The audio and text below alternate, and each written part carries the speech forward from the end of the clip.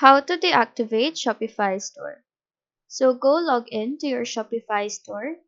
Once you're in your dashboard, look for settings. It's on the bottom right and click on it. Now, once you're in your settings page, go and click on plan.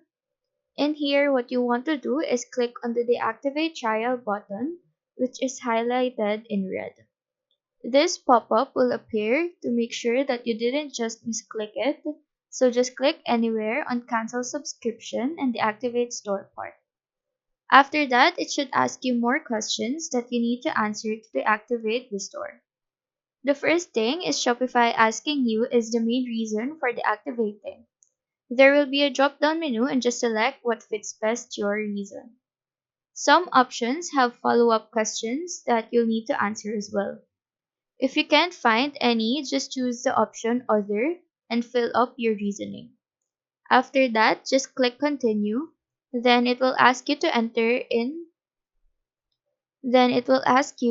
in your store password in order to complete the deactivation process. So just input your password and click Deactivate Now. So that is how to deactivate Shopify store.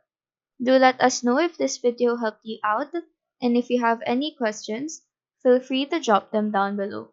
Thank you for watching and have a nice day.